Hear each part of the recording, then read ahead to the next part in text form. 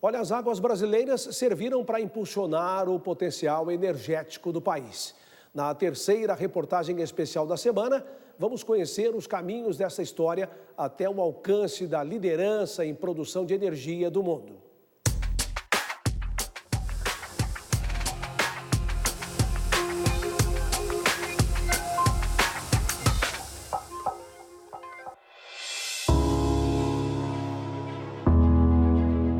O Brasil da década de 50 sonhava com mais desenvolvimento. Um presidente visionário idealizava o progresso de 5 décadas em apenas 5 anos. Uma das necessidades era o aumento do potencial energético do país. A corrida por energia começou pelas águas de Minas Gerais. O Rio Grande não tinha esse nome por acaso. Eram mais de 1.300 quilômetros de extensão. As águas cristalinas mudaram de curso para que os primeiros passos da construção da usina fossem dados. Que era uma enorme cachoeira, que, no entanto, Furnas tem esse nome, porque o local era realmente uma grande furna. E eles aproveitaram a formação geológica da região para poder fazer o dique e a usina. Foram 10 anos de estudo. E a construção foi de 57 até janeiro de 63. 2 anos depois, o reservatório atingiu o nível máximo. O Lago de Furnas tem 4 vezes o tamanho da Baía de Guanabara.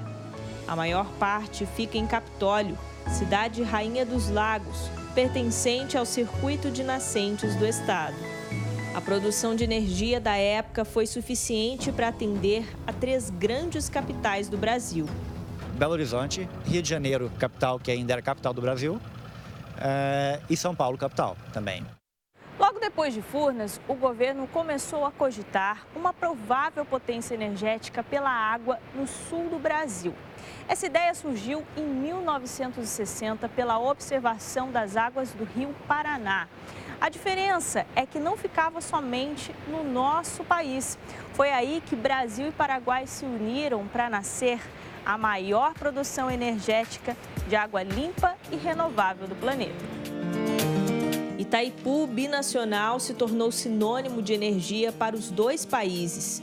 Mas o Brasil sempre teve maior demanda.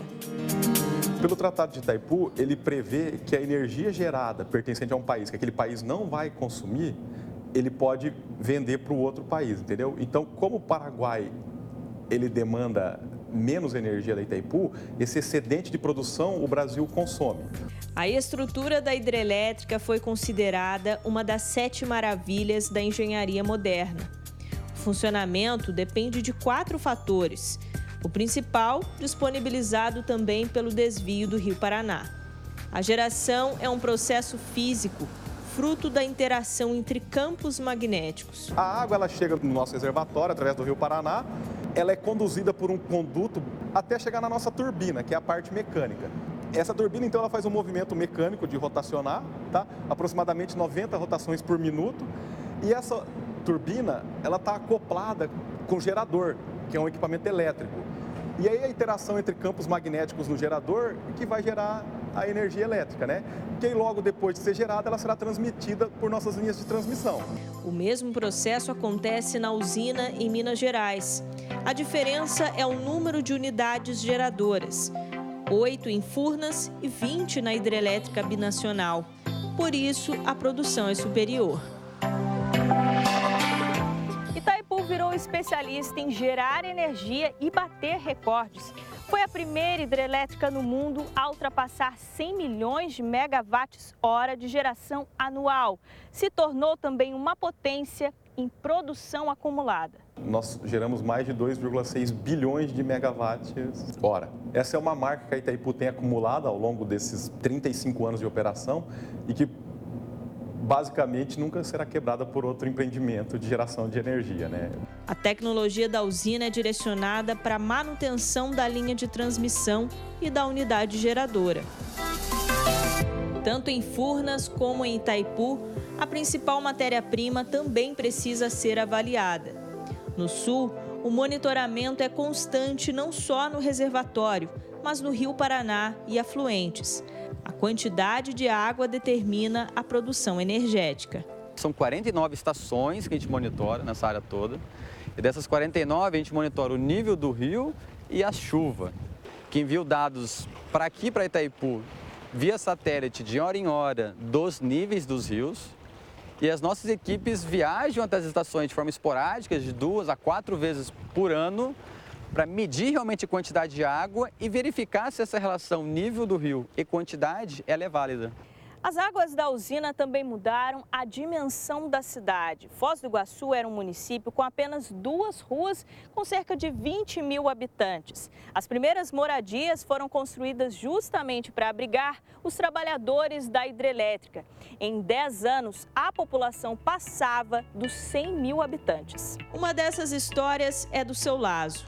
Por 12 anos, ajudou na construção da barragem da usina, estrutura que serve para represar a água. Trabalhando uma semana de dia, uma de noite, aos domingos, muitas vezes dobrando, porque aqui era o seguinte, tinha um ditado entre os nossos barrageiros aí, que aqui se ganhava o ouro, mas também se deixava o couro. O olhar para a geradora de energia é diferente, feito de mais experiência.